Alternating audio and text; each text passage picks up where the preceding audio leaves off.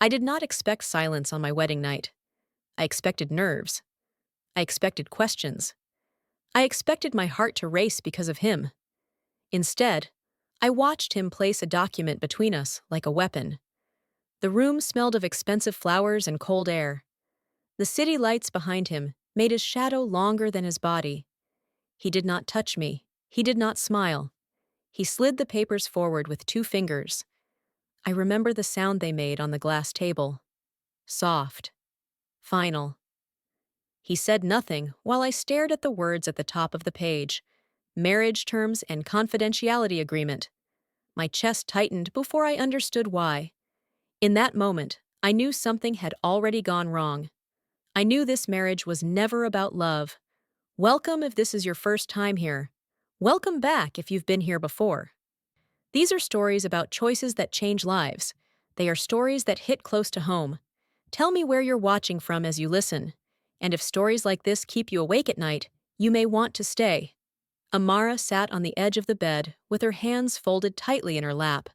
The fabric of her gown wrinkled beneath her fingers. Damien Blackwood remained standing.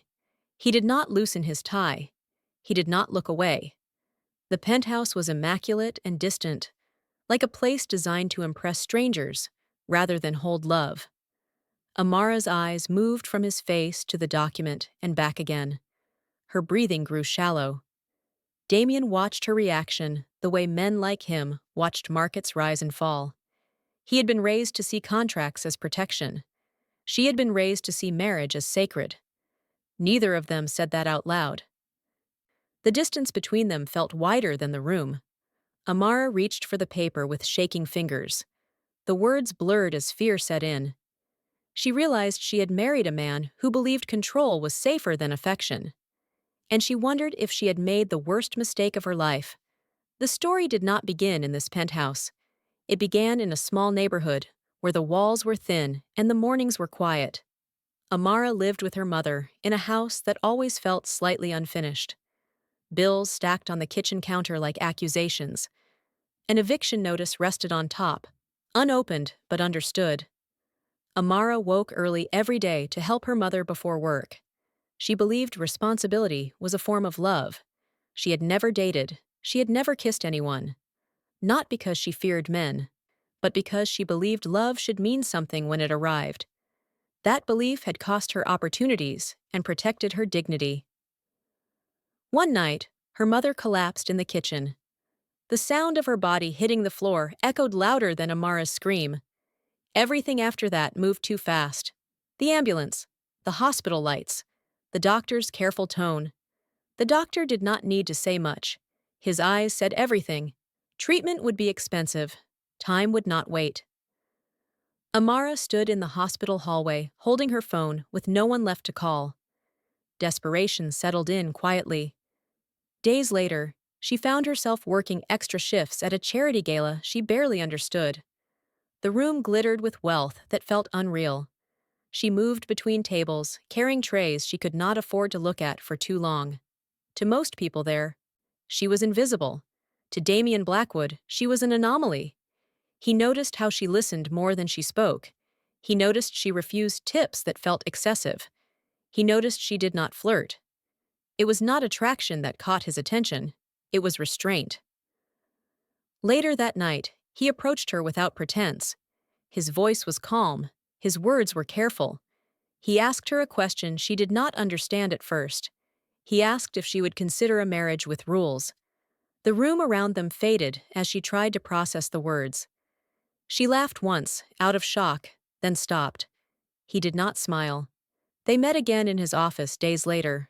Glass walls, a city beneath them, power embedded in every surface. Damien explained the threat to his family empire. He explained why reputation mattered more than love.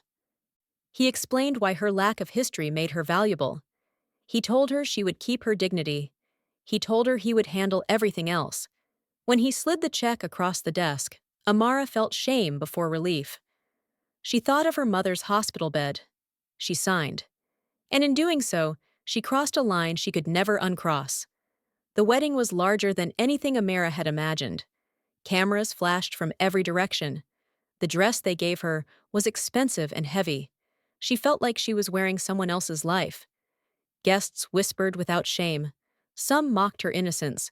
Some envied her position. No one asked why she looked terrified. Damien stood beside her, composed and distant. He played his role flawlessly. At the reception, Amara smiled until her cheeks hurt. That night, the penthouse doors closed behind them. No music followed, no laughter lingered. Damien showed her to a separate room. He said it was practical. She nodded. Alone, she sat on the bed and wondered what kind of marriage required silence to survive. Damien watched her from a distance in the days that followed. He noticed how she thanked the staff by name. He noticed she returned jewelry she did not need. He noticed the way she prayed quietly before sleeping. These were not behaviors he had accounted for.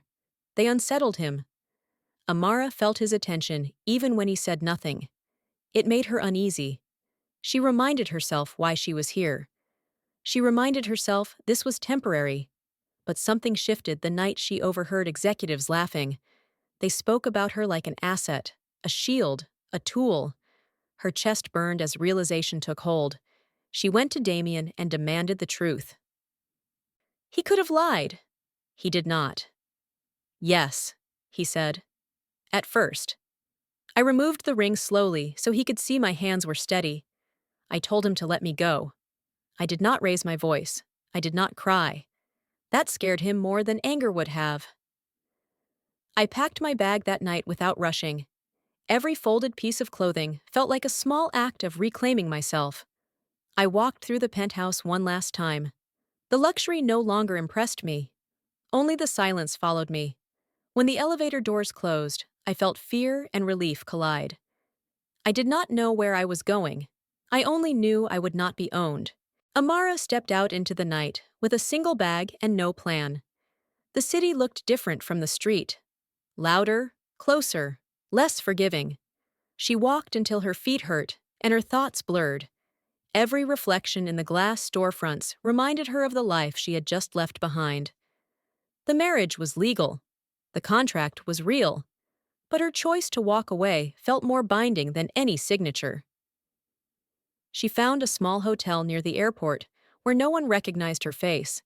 The room smelled of detergent and old carpet. It felt honest. She sat on the edge of the bed and allowed herself one deep breath. For the first time since the wedding, she was alone without being watched. Sleep did not come easily. Her mind replayed Damien's voice, calm and precise. She wondered if walking away had been bravery or fear. Damien did not sleep that night. He remained in the penthouse long after she left. The silence that once comforted him now felt accusatory. He replayed the moment she removed the ring, not the words, the control in her voice. He realized he had underestimated the cost of treating a person like a strategy. At dawn, he ordered his driver to take him to the airport. Not to stop her. Not yet. He needed to understand why losing her felt heavier than risking his empire. This was unfamiliar territory. Damien Blackwood was accustomed to calculating losses. This one resisted numbers. As the car moved through early traffic, he acknowledged something he had never allowed himself to name. He was afraid. At the hotel, Amara woke before her alarm. Her phone buzzed with missed calls she did not answer. She showered quickly and dressed simply. She looked at herself in the mirror and barely recognized the woman staring back. The innocence was still there, but something harder sat beneath it now. She checked out without conversation and headed to the terminal. The airport was crowded and impersonal. She blended in. That anonymity felt like safety. As she waited in line, she rehearsed what she would say if Damien appeared. Nothing. She owed him nothing. The boarding announcement echoed through the hall. She exhaled. This was the first decision she had made entirely for herself in months. Damien arrived just as the boarding process began. He saw her before she saw him. She looked smaller than she had in the penthouse, but more grounded. He called her name once. She turned slowly. The space between them filled with everything unsaid. He did not apologize. He did not defend himself. He told her he had underestimated her. He told her he had protected her because he respected her. He told her he had fallen in love without intending to. Amara listened without interrupting. When he finished, she spoke quietly. She said she would not be owned, not by fear, not by money, not by him. She turned away again. I walked down the jet bridge without looking back. My legs shook, but I kept moving. I told myself this was what freedom felt like: uncertain, lonely, necessary. I took my seat by the window and watched the ground crew move with purpose. When the plane lifted, something inside me settled. I did not know where I would land emotionally, but I knew I had chosen myself. That mattered more than comfort, more than protection, more than his confession. Months passed. The world adjusted. The media lost interest when there was no scandal to feed on. Amara returned to caring for her mother with renewed focus. She found work that aligned with her values.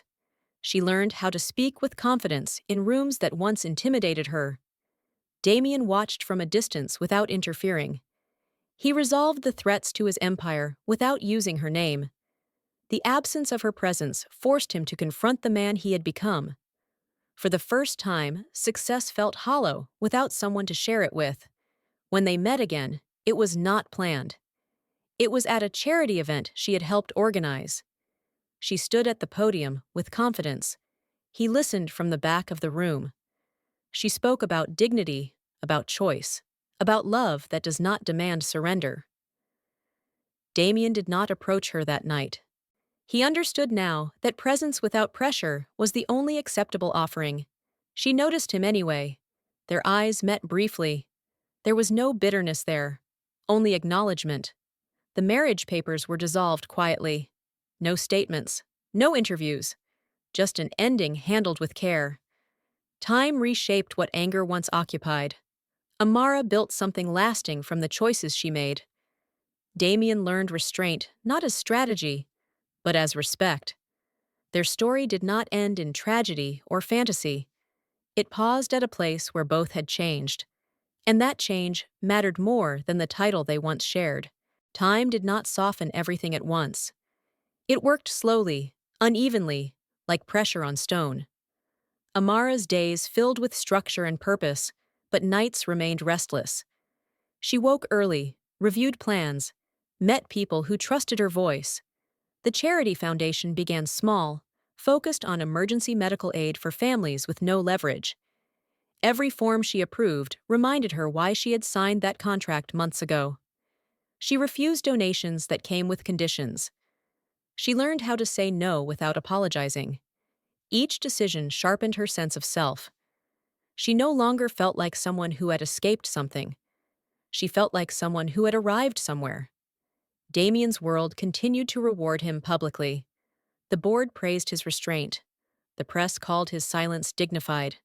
Privately, he stripped his life down to essentials. He dismissed advisors who spoke about optics instead of consequences. He began funding initiatives anonymously, not for recognition, for correction. He replayed moments he had dismissed before: her hesitation, her restraint, her refusal to be bought. These memories unsettled him more than threats ever had. He understood now that control without conscience was just another form of loss. They crossed paths again during a planning meeting for a regional fundraiser. Neither had been informed the other would attend. The air shifted the moment they noticed each other. There was no shock this time, only awareness. Amara kept her voice steady as she presented projections. Damien listened without interrupting. He did not speak until addressed directly. When he did, his tone carried respect instead of authority. The room noticed the change. So did she. They did not speak privately afterward. They did not need to. Something unspoken settled between them. I thought seeing him again would reopen something painful. Instead, it clarified what had already healed. I realized I no longer measured myself by his presence. That realization surprised me. It steadied me. I did not leave the room early. I did not avoid his gaze. I stayed because this space belonged to me now. When the meeting ended, I packed my materials calmly. He nodded once. That was enough. If you're still here, take a moment. Stories like this grow because people choose to stay connected. If you haven't subscribed yet, this is your reminder. The foundation expanded faster than expected. Hospitals partnered willingly. Volunteers followed her leadership without hesitation. Amara learned how to navigate funding without surrendering values. She stood firm when sponsors tested boundaries. Her confidence came from lived consequence, not theory. People trusted that. Damien observed this growth without intervening. He understood now that support did not require proximity. It required restraint. For the first time, admiration replaced control entirely. Public curiosity resurfaced when journalists noticed their proximity at events. Speculation returned quietly. Neither responded. Silence denied the narrative oxygen. Privately, Damien ensured no pressure touched her work. No favors were exchanged. No access was assumed. Amara noticed the absence of interference. It mattered. Respect, she learned, was often proven by what someone chose not to do. They spoke alone for the first time months later. Not in a penthouse, not in an office, in a quiet corridor after a fundraiser. The conversation was brief, measured, honest. He acknowledged the harm without dramatizing it. She acknowledged the growth without rewarding it. Neither asked for promises. Neither offered excuses. The exchange ended without resolution. But it ended with clarity. The night ended without ceremony. No reconciliation. No distance either. Just two people standing on opposite sides of a choice they both respected. Amara walked into the cool night air with steady steps.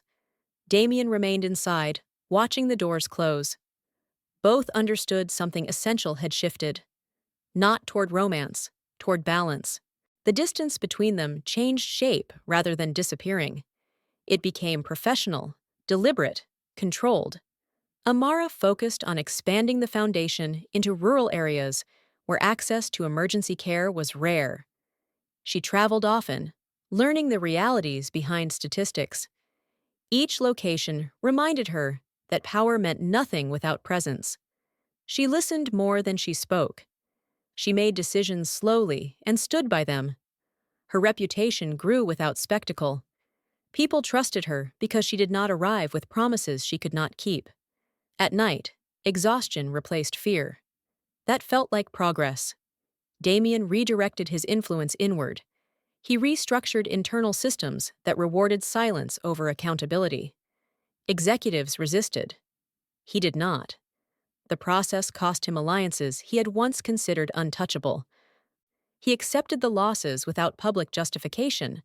Power, he learned, was not diminished by integrity, it was clarified. When reports reached him about Amara's work, he read them without commentary. Her growth no longer surprised him. It grounded him. Their paths converged again during a crisis response. A regional hospital faced sudden closure after a systems failure. Amara's foundation mobilized quickly. Damien's resources intersected through third-party channels. They worked parallel to each other without coordination. Efficiency replaced emotion. The outcome mattered more than credit. When the situation stabilized, they met briefly on site. No words were exchanged at first. Then a nod. Mutual acknowledgement of shared purpose. I noticed something that day that I could not ignore. Working beside him no longer unsettled me. It sharpened my focus instead. I saw the difference between who he had been and who he was becoming. That distinction mattered, but it did not obligate me to anything. I held that truth firmly. Growth did not erase consequences. It only allowed space for choice. Public narratives shifted again when their collaboration became visible. Speculation followed. Neither addressed it. Amara declined interviews that framed her story as redemption through romance. She corrected reporters when they reduced her work to personal history. Damien supported that boundary without request. Silence became a shared language. It protected what mattered. Time passed without dramatic turning points. That steadiness mattered more than spectacle. Amara's foundation secured long-term partnerships. She mentored younger women entering leadership roles.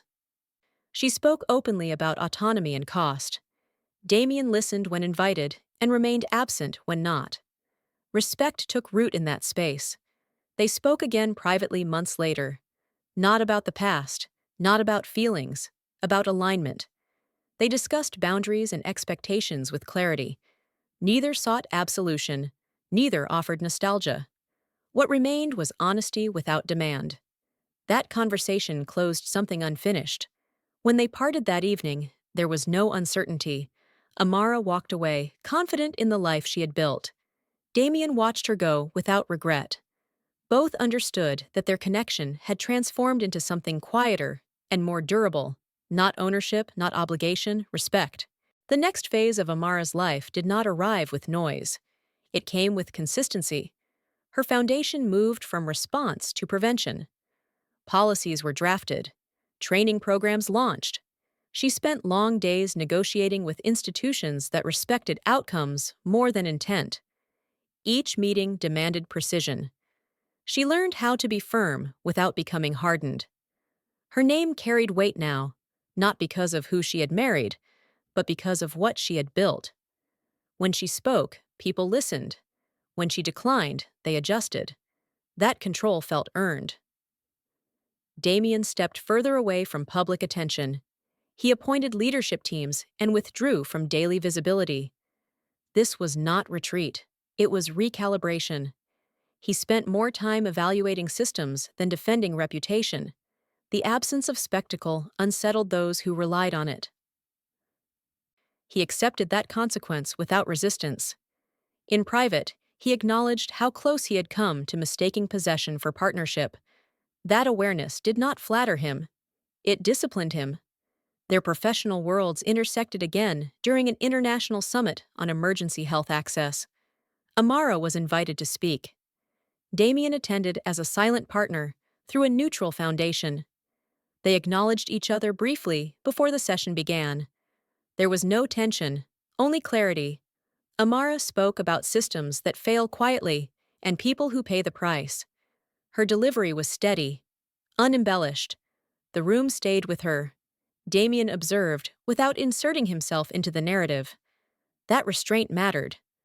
I felt something settle as I finished my address. Not relief. Completion.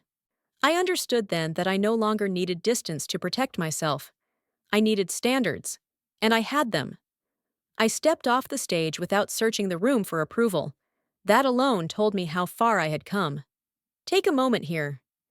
If you're following this story and haven't subscribed yet, this is where you stay connected. Later that evening, they shared a brief conversation near the exit. It was practical.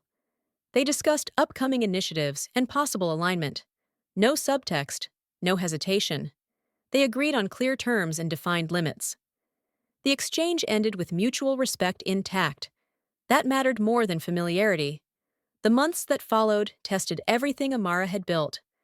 Funding delays, policy resistance, internal disagreements. She addressed each challenge without reverting to compromise that undermined her mission. Leadership, she learned, required endurance more than vision. Her team followed because she absorbed pressure rather than passing it down. That loyalty was not demanded. It was given. Damien faced his own reckoning when legacy partners pushed back. He chose accountability over convenience. The decision cost him financially. It earned him something rarer: peace. He did not reach out to Amara during this period. He did not seek reassurance. Growth, he understood now, required solitude. Their lives continued on parallel tracks, not converging, not colliding, moving with intention. Each had learned what power meant when stripped of illusion. The story was no longer about what they had survived. It was about what they sustained. The invitation arrived without ceremony. No personal note, no expectation attached. Amara read it twice before setting it down. The foundation had been shortlisted for a global partnership that could change its reach permanently. The final review would be conducted by an independent council. Damien's name appeared only once, listed as a non-voting financial backer through an intermediary. That distinction mattered. She accepted the invitation without hesitation. This opportunity aligned with her work, not her history. Preparation demanded weeks of scrutiny. Every program was audited, every outcome measured. Amara welcomed the process. Transparency protected what she had built. She corrected weaknesses instead of hiding them. Her team worked with focus and trust. Late nights became routine, not out of panic, out of commitment. Leadership no longer felt like performance. It felt like responsibility carried openly.